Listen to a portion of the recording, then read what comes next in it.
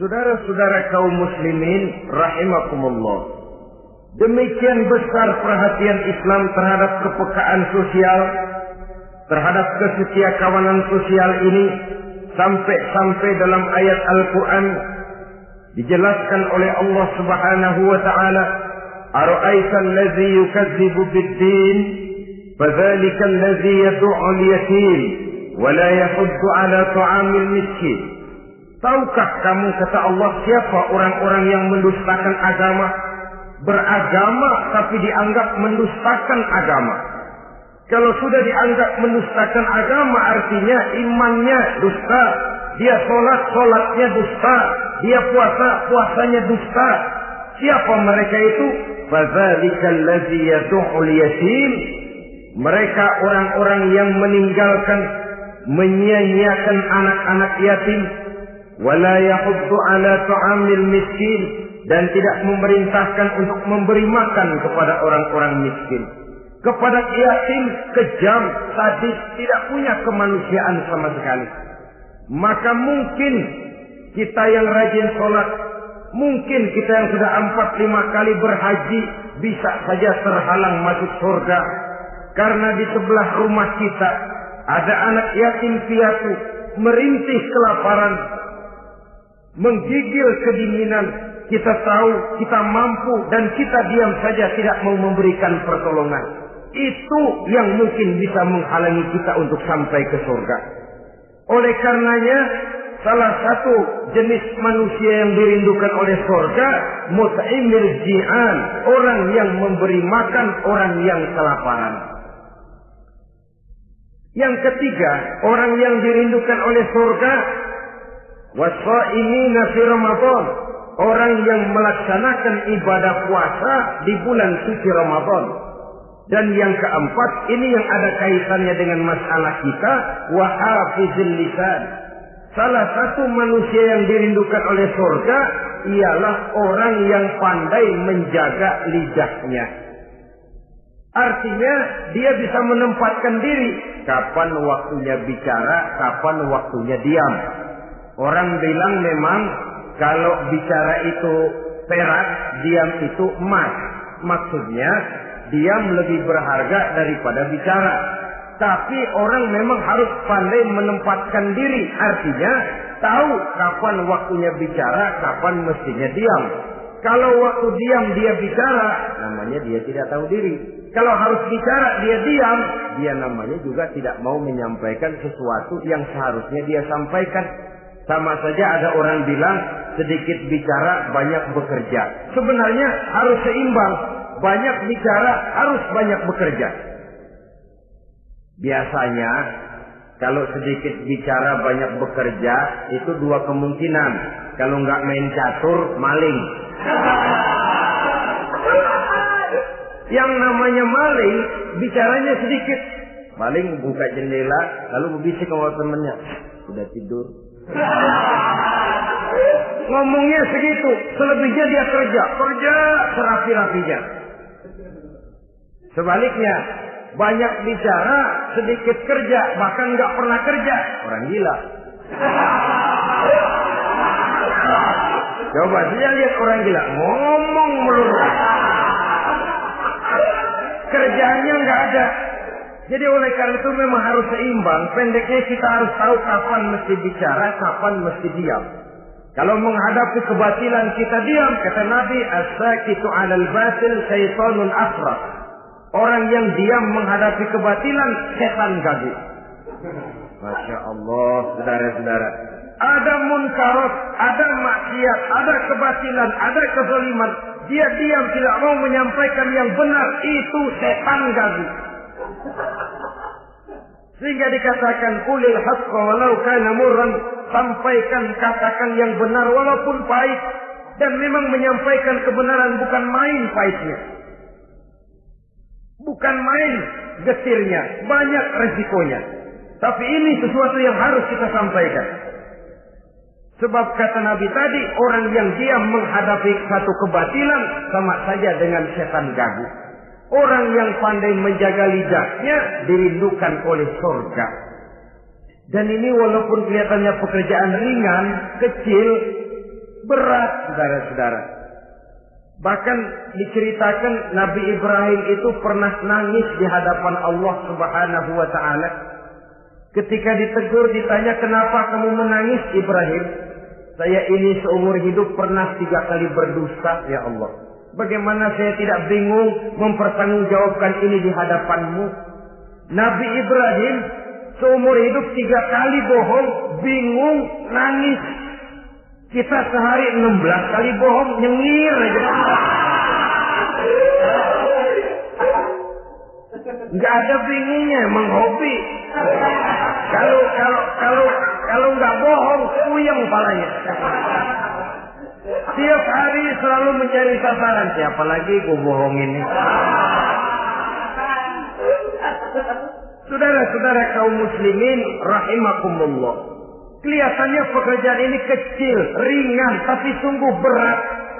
Mengerem lidah, menjaga lidah daripada perbuatan ucapan-ucapan yang tidak mengandung manfaat, apatah lagi sampai bersifat dusta dan membahayakan orang lain.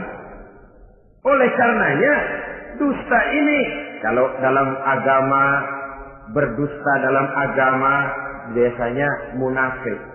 Mulutnya beragama, tapi hatinya kafir. Jelas itu munafik. Itu dusta juga. Dusta yang membawa kita kepada dosa kelas kasab. Ya kalau kita mendustai teman, memang dosa. Dosa yang nilainya tidak sebesar kalau kita mendustai agama. Tapi sungguh pun demikian, dosa kecil-kecil juga kalau ditumpuk banyak juga.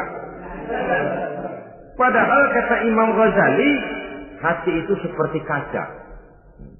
Dosa itu debu yang nempel di kaca. Kalau debu-debu itu terus numpuk, kita malas ngelapnya, malas ngebersihinnya. Jadi satu berkarat di kaca, susah banget ngebersihinnya. Coba kaca kalau udah karatan, pakai silet kita gosok, setengah mati. Begitu juga perbuatan dosa. Kalau kita senang dusta, biarinlah dosa kecil.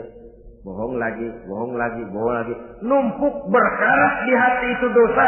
Nah hati itu kalau sudah dilingkungi oleh karat, nur, cahaya kebenaran itu sulit untuk masuk. Karena dia sering berdusta, orang lain dianggap sama juga sama dirinya. Ini yang celaka. Oleh karenanya timbul sifat menyamakan orang lain dengan keadaannya sendiri. Dikala itu hati yang sudah penuh dengan noda-noda dosa itu sudah berkarat sehingga sulit untuk dibersihkan lagi.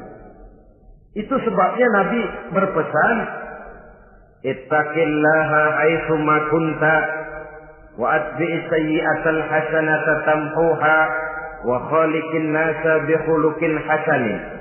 Bertakwalah kamu kepada Allah dimanapun saja kamu berada. Bertakwa dimanapun saja kamu berada. Di pasar takwa kita, di kantor takwa kita, di masjid takwa kita, di rumah tangga bertakwa kepada Allah dimanapun saja kamu berada. Kita sih kadang-kadang takwa juga, cuman musinan. Takwa kita pakai tempat. Asal lagi duduk di masjid, dengerin pengajian, denger kiai pidato, manggu takwa bener. Aduh. Keluar dari masjid, teler aja lagi.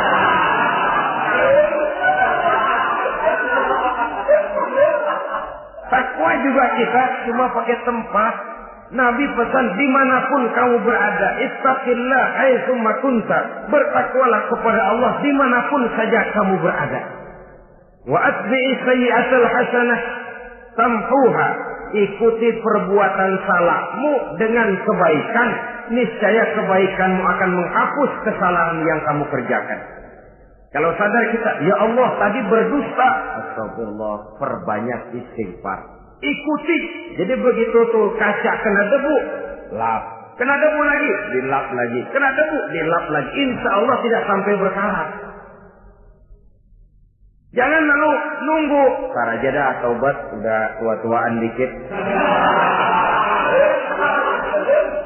Kayaknya umur dia yang ngatur. Saudara-saudara, oleh karenanya ikuti perbuatan salah dengan kebaikan. Terselip kita berbuat salah, iringi dengan sedekah. Terselip kita melakukan dosa, iringi dengan istighfar. Melihat sesuatu yang haram, astagfirullahaladzim. Lalu dipalingkan, jangan mulut astagfirullah, mata melotot terus.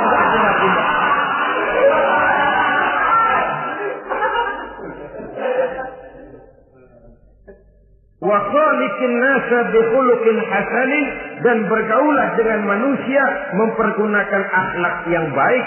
Ini pesan daripada Rasulullah sallallahu alaihi wasallam. Jadi oleh karenanya dusta dengan seluruh akibatnya ini bisa menimbulkan bahaya bagi diri sendiri, bagi rumah tangga, dalam pergaulan, dalam usaha, dalam masyarakat, bahkan pada akhirnya bagi kehidupan satu bangsa dan satu negara.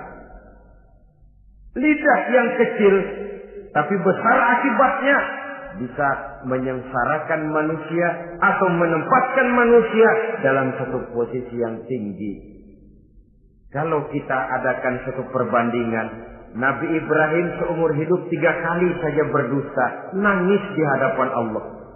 Kita yang hampir tidak ada hari, ya kalau orang sekarang bilang tiada hari tanpa olahraga. Rasanya kita kalau mau jujur bisa juga bilang tiada hari tanpa bohong. Pernahkah kita menangis menyesali dusta yang sudah kita lakukan? Berapa banyak orang yang sudah kita janjikan kita gantung dengan janji itu. Padahal dia punya hajat yang demikian sangat bergantung kepada kita. Tapi lidah ini enak saja. Gampang dah. Tar. Sok. Gampang dah itu mah. Beres dah beres. Enggak ada yang enggak beres. Semuanya kalau lidah kita beres, gampang, ntar, besok, enak, endah aja dah.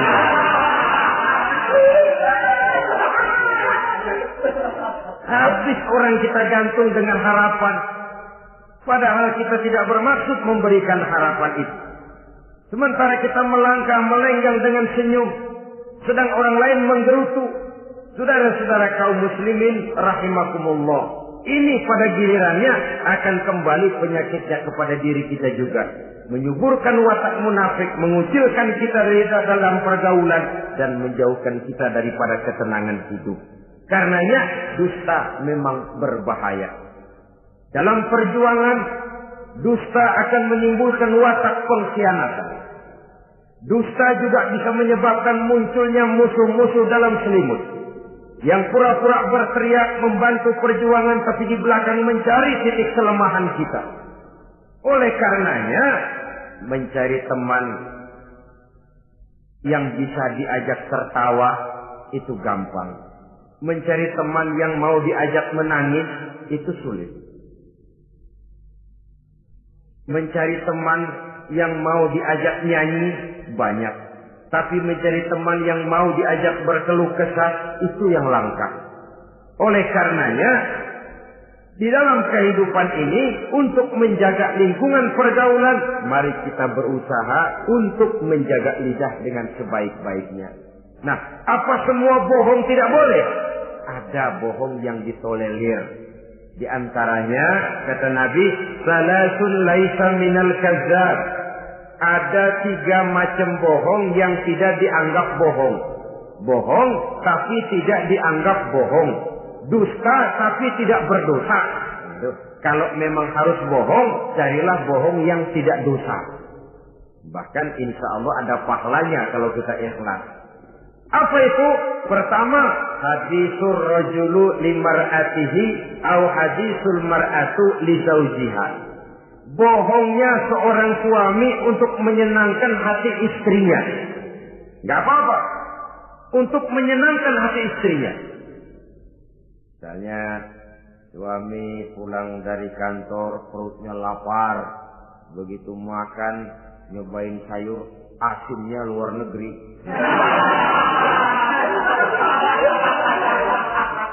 Baru dicobain sedikit, suaminya udah celam-celam, melotot matanya. Istrinya negor, bang sayur keasinan ya? Enggak.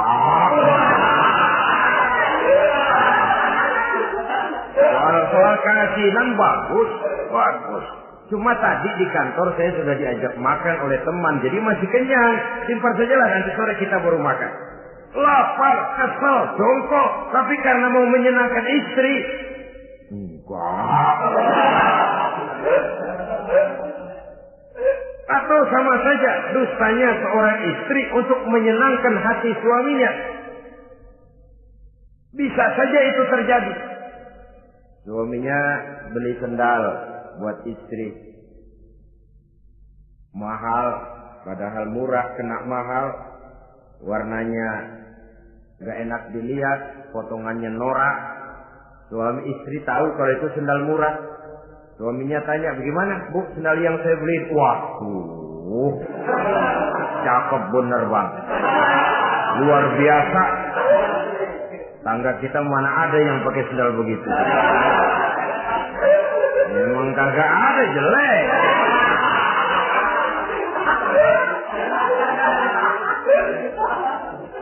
Tapi kalau waktu itu istrinya jujur, malah akan bisa menimbulkan keretakan. Bohong seperti ini termasuk bohong yang bisa ditolerir. Untuk menyenangkan hati istrinya atau untuk menyenangkan hati suaminya. Tapi lalu jangan dieksploitir. Jangan dieksploitir dalam arti untuk menutupi untuk menutupi perbuatan salahnya lalu berdusta. Menutupi perbuatan salahnya, itu yang tidak boleh. Sebab bagaimanapun ditutupi, perbuatan salah toh akhirnya akan naik juga ke permukaan. Yang kedua, al-kazib li islahi zatil bain. Dusta untuk mendamaikan dua orang yang sedang berselisih. Itu boleh. Malah Raja Iblis, kalau ada dua orang yang sedang berselisih, marahan kita jadi tukang sulut, tukang ngipasin. Datang ke sana ngipasin, datang kemari ngipasin. Tidak mendamaikan. A marah sama B. Datang kita sama A katanya kamu marahan sama B. Ya itu B kurang aja. Enggak begitu. Saya kemarin ketemu di si B, dia bilang kangen sama sampean, pengen ngobrol sama-sama. Padahal B enggak pernah ngomong apa-apa. Dia bohong, dia olah sedemikian rupa supaya orang yang berselisih jadi damai. Itu bohong yang berpahala malah. Yang ketiga, bohong untuk menyelamatkan jiwa seseorang. Itu boleh. Ada orang mau membunuh. PKI nyari ustad. Nah, kamu tahu rumahnya Ustad Ano, kamu tahu? Tahu Pak. Di mana? Bapak mau apa? Mau saya bunuh dia, kurang ajar. Oh, orangnya nggak ada Pak. Kemana?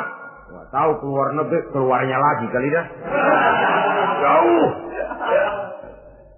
Padahal orangnya ada di dalam, tapi dia berdusta untuk menyelamatkan jiwa orang yang sedang terancam.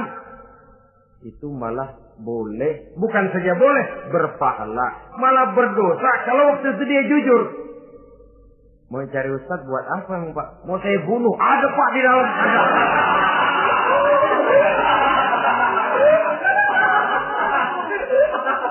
Sentimen, kalau perlu saya bantuin Pak. Ada.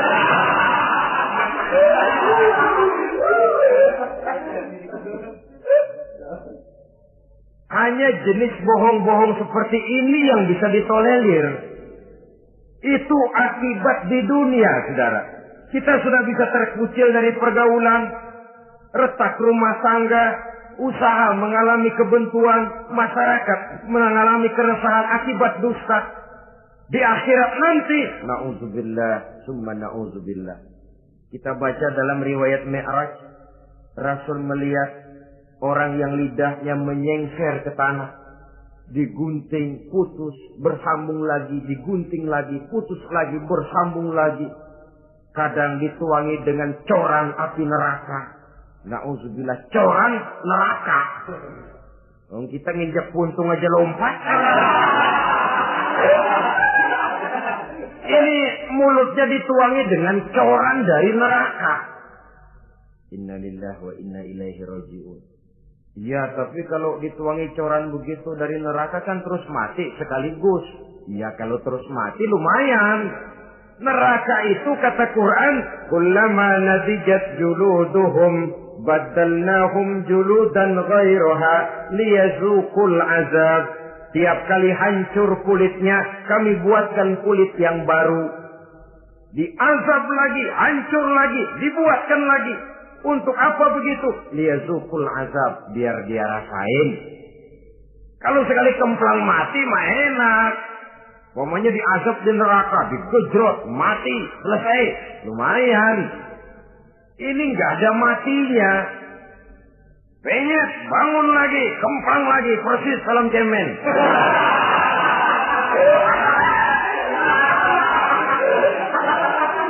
Cuma kalau film cemen mah film, dan itu jelas dusta, di neraka orang tidak kenal mati. Hancur jasadnya, dibuatkan lagi, diazab lagi, dan begitu selanjutnya. Jangan lalu berhitung. Kalau dosanya kebanyakan kan malaikat Malik gemes, ntar dilemparin ke neraka, kelebihan liwat. Jadi nggak mampir di neraka. Ya nggak mungkin, saudara-saudara. Tiap kali hancur kulitnya, diganti dengan kulit yang baru. Untuk apa itu? Liyazuqul azab. Biar dia rasakan benar azab itu. Allahu Akbar. Sudah di dunia dia mendapat akibat yang sedemikian rupa dan punya akibat buat yang lain. Di akhirat nanti dia akan menanggung azab. Apalagi kalau dustanya sampai membuka aib saudaranya sendiri. Dusta untuk menelanjangi orang lain. Logikanya saja, kalau ada teman kita atau aurat kita terbuka, kita harus menutup. Muslim dengan muslim seperti satu badan. Bila yang satu sakit, yang lain ikut merasa sakit. Bila yang satu tercela, yang lain ikut merasa tercela. Dikala itu, kita harus justru menutupi aib orang lain. Malahan Nabi mengatakan, siapa yang menutupi aib saudaranya di dunia ini, saudaranya muslim, Allah akan menutupi aibnya di akhirat nanti. Kita kadang-kadang bukan nutupin sih, malah ngorek-ngorek. Kadang-kadang nggak tahu aja belaga tahu. Ya, gue dengar anak. Banyakan dia ngipasinnya. Saudara-saudara kaum muslimin rahimakumullah. Begitu lidah yang suka berdusta digunting dari gunting api neraka, terpotong dibulatkan lagi, terpotong dibuatkan lagi, tidak henti-hentinya sampai kepada hari akhirat nanti. Karena itu berlindung kita kepada Allah. Jangan sampai diberikan lidah yang gemar berdusta. Tapi lidah yang gemar mengatakan yang benar walaupun terasa pahit. Mengucapkan kebenaran itu besar resikonya. Panjang jalannya, banyak akibatnya. Mencegah kemunkaran besar resikonya. Tapi itu harus kita lakukan. Setidaknya mencegah kemunkaran. Rasulullah sallallahu alaihi wasallam dalam satu hadis menyatakan iyyakum wal kadziba fa innal kadziba yahdi ilal fujuri wal fujuru yahdi ilan nar. Hati-hatilah kamu daripada sifat dusta, sebab sesungguhnya dusta membawa kepada perbuatan durjana dan perbuatan durjana menggiring orang kepada neraka. Mula-mula memang ucapan, dari ucapan orang melangkah kepada perbuatan, dan perbuatan itulah yang akan jadi penilaian Allah. Jikalau baik, dia akan menyebabkan kita ke surga. Jikalau tidak baik, perbuatan kita jugalah yang akan menjerumuskan kita ke dalam neraka. Dimulai dari suka berdusta. Akibat lidahnya gemar berdusta, perbuatannya pun merupakan perbuatan dusta.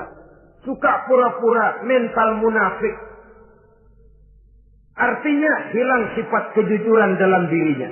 Apabila ini sudah melembaga dalam kehidupan seseorang, sulit dia melepaskan diri dari cengkraman dusta itu sendiri.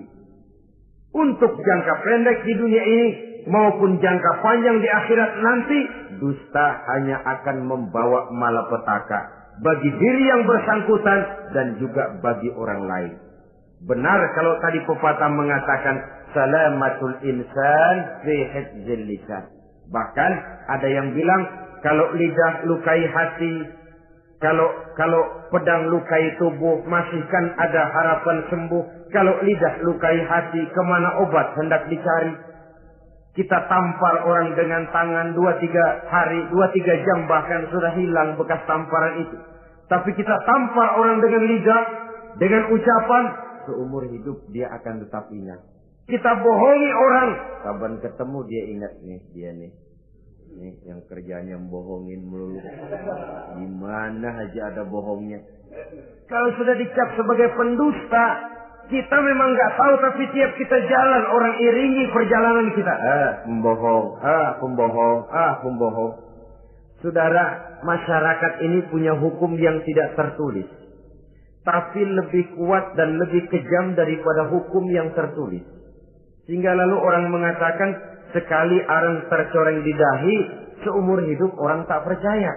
Ini artinya hukum masyarakat itu lebih kejam daripada hukum yang tertulis. Sekali kita dicap sebagai pendusta, lain kali kita mau benar-benar banget juga.